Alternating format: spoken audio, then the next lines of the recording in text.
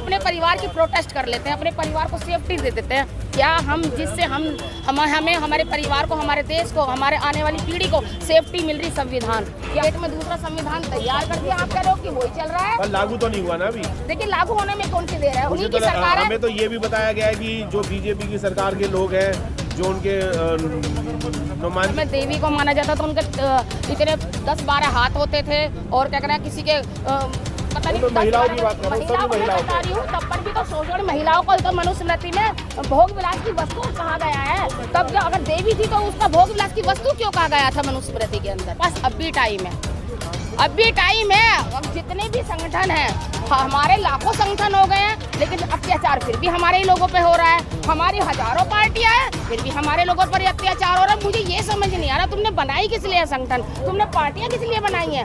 अगर तुम्हारे संगठन इतने हैं, तुम्हारी पार्टियां इतनी हैं, तुम्हारे लोगों पर ये अत्याचार क्यों हो रहा है? आपकी बेटियों के साथ रेप हो जाता है, आपके बच्चों को जूती पहनने में मार दिया जाता है, घोड़े पे चढ़ने में मार दिया जाता है, और यहाँ तक कि अगर चक्की छू ले तो मार दिया जाता है, नल छू ले तो मार दिया जाता है। तो आपके वो संगठन कर क्या रहे हैं इतने लाखों की संख्या में?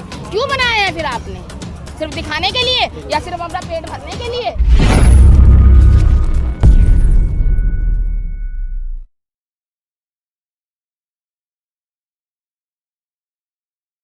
हमारे बीच में वरिष्ठ समाज सेविका पूनम अम्बेडकर जी हैं, उनसे जानने की कोशिश करते हैं कितनी क्षति पहुंची है बाबा साहब के ना होने से। अगर बाबा साहब होते तो अभी और क्या होता? 67वें परिनिर्वाण दिवस पर बाबा साहब को सत नमन। देखिए बाबा साहब के ना होने से तो आपको दिखाई दे रहा है कि किस तरीके का माहौल बन गया है। जो बाबा साहब जहाँ से वो कारवा खींच कर लाए थे, वापस वही चला गया है गुलामी की तरफ। ये मतलब गुलामी की तरफ जा रहे हैं, पहुँच चुके हैं, ख़त्म होने वाला है।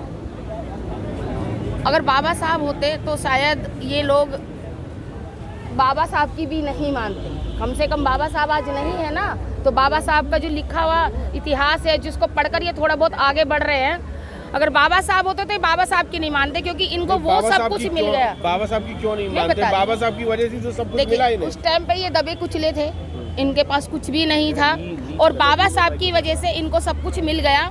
और मिलने के बाद ये अपने आप को भूल गए कि हम थे क्या।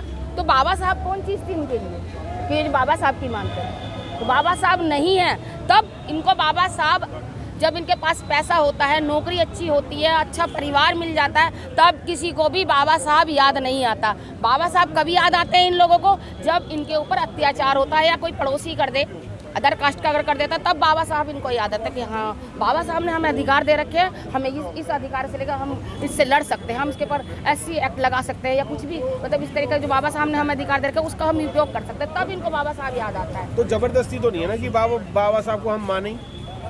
भाई क्यों नहीं मानेंगे? बाबा साहब की वजह से आज हम सर उठाकर जी रहे हैं। आज मैं जो तुम्हारे सामने इतना बोल रही हूँ, अपने अधिकार की बात कर रही हूँ, आज बाबा साहब को याद कर रही हूँ, तो सिर्फ बाबा साहब की वजह से। बाबा साहब नहीं होते तो आज हम चींटी के बराबर भी नहीं, तो हमें कोई देख भी नहीं पाता कि हम कहाँ हैं। तो सब बाबा साहब की वजह से ही है। और वो लोग नाकारा लोग हैं जो बाबा साहब को याद नहीं करते, और क्या कह रहे हैं, जब उनके ऊपर अत्याचार हो तब वो याद करते हैं, जब उनको अच्छा कुछ होता है तब कभी भी याद नहीं करते, और कर ही नहीं रहे। अगर करते तो आज हम गुलामी की तरफ नहीं जाते। आज आप देख लीजिए उठा के, जो बाबा साहब ने दिया धीरे धीरे सब खत्म होता चला जा रहा है। हम अपने जिस तरीके से हम क्या खत्म हो रहा है? सब कुछ तो है। आप अब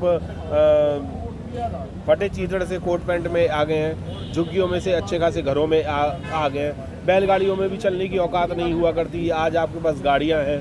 आपके पास जूते फटे हुए हुआ करते थे, आज आप कंपनी के ब्रांडेड जूते पहनते हैं। चश्मे की बात अगर मैं करूं, आपने और मैंने भी पहन रखा है और लोगों ने भी पहन रखा है, तो आपने भी महंगे महंगे गोगल्स पहन रखे हैं। तो क्या कमी है? क्या आपसे क्या छिन रहा है? छिन क्या रहा है? क्या आपके पास जो बाबा साहब ने आपको नौकरियां दी थी, क्या वो है आपके पास? क्या आपके बच्चे के लिए जो भविष्य है वो सेफ है? आज आप गाड़ियों में घूम रहे हैं, कल आप बैलगाड़ी में भी नहीं घूम पाओगे, पैदल भी नहीं चल पाओगे, क्योंकि जिन नौकरियों की बदौलत आप कोट पैंट गाड़ी में घूम रहे हैं, मकानों में रह रहे हैं, वो नौकरियां तो है ही नहीं, सब खत्म हो चुकी हैं। आज जो नौकरियों पे सिर्फ वही है, उससे आगे जो आप अपने बच्चों को देकर जाओगे वो है कहाँ आपके पास में? जो बाबा साहब हमको देकर गए वो हमने यूज़ कर लिया, लेकिन जो बाबा साहब ने जो हम लोगों को दिया वो हम क्या सेव कर पाए उस चीज़ को? क्या हम अपने बच्चों के लिए कुछ छोड़ के जाएंगे? सिर्फ गालियाँ ही खाएंगे बच्चों से। कि जो हमारे महापुरुषों ने इतनी मेहनत करके कुर्बानियाँ करके हम लोगों के लिए जो छोड़ा, आज उसको भी हम तुम बचा नहीं पाए। हमें देकर तो क्या जाते, उसको भी सेफ नहीं कर पाए। हम अपने परिवार की प्रोटेस्ट कर लेते हैं, अपने परिवार को सेफ्टी दे देते हैं। क्या हम जिससे हमें हमारे परिवार को, हमारे देश को, हमारे आने वाली पीढ़ी को सेफ्टी मिल रही संविधान, क्या हम उस संविधान को सेव कर पाए? कि मैडम संविधान को क्या सेफ नहीं कर पाए? संविधान हटा कोई ना है, संविधान उसी तरीके से तो लागू हो रहा है, अभी भी चल रहा है। मार्केट में दूसरा संविधान तैयार कर दिया, आप कह रहे हो कि वही चल रहा है, पर लागू तो नहीं हुआ ना अभी। देखिए लागू होने में कौन सी देर है, उन्हीं की सरकार है। हमें तो ये भी बताया गया है कि जो बीजेपी की सरकार के लोग हैं, जो उनके नुमाइंदे हैं, वो भी हमें ये बता रहे हैं कि कोई संविधान ऐसा नहीं बना है। बिल्कुल, मैं संविधान देखकर आई हूँ और गिफ्ट दिया गया है। डॉक्टर रितु जो आज जो 2-3 महीने से प्रोटेस्ट पे बैठी हुई हैं, उनके पास में वो संविधान जा चुका है, दिया गया है। आप वहाँ जाकर एक बार उसको देख सकते हैं, खोलकर उसकी फोटो खींच सकते हैं। उसमें सिर्फ 33 करोड़ों की देवताओं के फोटो है और कुछ भी नहीं है। और उसमें हम लोगों की जो मनुष्य काल्पनिक भी तो हो सकता है वो, कि किसी ने कॉमिक्स की तरीके से बना दिया हो उसका। देखिए कॉमिक्स की तरह तो ये सारे ही जो इनके अब मैं क्या कहूँ, जो इनके पुराण हैं वो सब कॉमिक्स की तरह ही लिखे गए थे पहले, लेकिन आज वो हम पर थोपे गए हैं ना। आज हम उनको मान रहे हैं ना, हमारे लोग मान रहे हैं ना उनको, तो उसी तरीके से संविधान भी मान लिया जाएगा। जो मनुस्मृति, वो आप सोच रहे हो उस पर मनुस्मृति लिखा जाएगा, नहीं। आप कहते हो कि मनुस्मृति लागू होगी, नहीं होगी। ऊपर संविधान ही होगा, अंदर मनुस्मृति वाला सारा निर्माण होगा जो आपके लिए घातक होगा। अगर मनुस्मृति भी है तो आपको क्या प्रॉब्लम है? क्योंकि पहले भी तो मनुस्मृति के अनुसार ही तो देश हजारों सालों से आ रहा है। देखिए जब उस टाइम मनुस्मृति लागू थी तब हम गुलामी थे, हमें दिन में भी निकलने का अधिकार नहीं था। हम ना सुबह निकल सकते थे ना शाम में, सिर्फ भरी दोपहरी में निकलते। वही काम होने वाला है, आप टेंशन मत लीजिए। पहले कहते थे मुंह में राम राम और बगल में छुरी, ये कहावत थी, लेकिन आजकल जो है वो मुंह में जय भीम और उनके बगल में छुरी रहती है।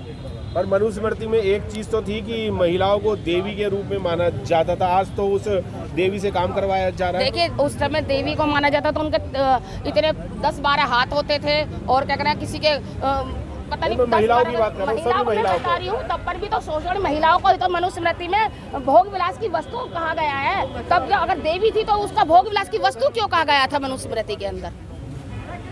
वो सिर्फ भ्रम था। मनुस्मृति में लिखा गया था कि भाई भोग विलास की वस्तु है। और इनके जो वो रहे हैं वेद, जो उन्होंने कहा था कि पैर की जूती है महिलाएं, जो इनके क्या बोलते हैं उनको, वो तो एक इसलिए लिखा था ना, जो इनके पंडित थे उन्होंने ही लिखा था कि भाई महिला एक पैर की जूती है। तो जो उन्होंने पढ़ा वो उन्होंने आगे भी बढ़ाया।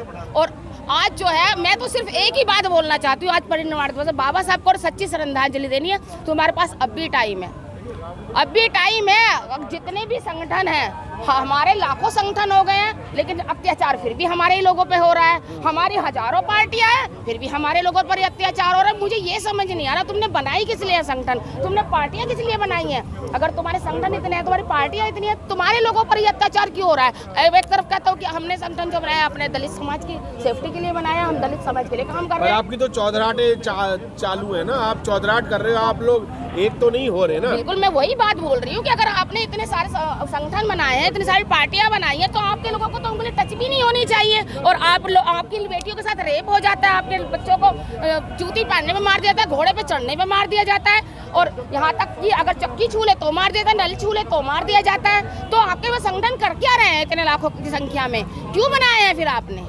सिर्फ दिखाने के लिए या सिर्फ अपना पेट भरने के लिए? ये बहुत लोगों को बुरा लगेगा, लेकिन यही कड़वी सच्चाई है। क्योंकि अगर आपके इतने संगठन है तो काम उतना वैसा ही होना भी चाहिए। और उस संविधान को, जिस संविधान की आप बात कर रहे हैं, जिस संविधान की वजह से आज आप अच्छी जगहों पर है, अच्छी नौकरियों पर है, आप अभी घोड़ा गाड़ी और बंगलों की बात की थी आपने, जिसकी वजह से वो तो सब खत्म करवा रहे हैं आप बंगलों में बैठ कर। आपको तो बंगला ही नहीं होना चाहिए था, आपको वही जिंदगी होनी चाहिए थी जो थी। कम से कम आपके पास बाबा साहब को याद करने के लिए कुछ तो होता, कुछ तो होता। आप तो वही हो गए, नाकारा लोग हो गए कि भाई आपको अच्छा कुछ मिल गया तो आप भूल गए सब कुछ। ठीक।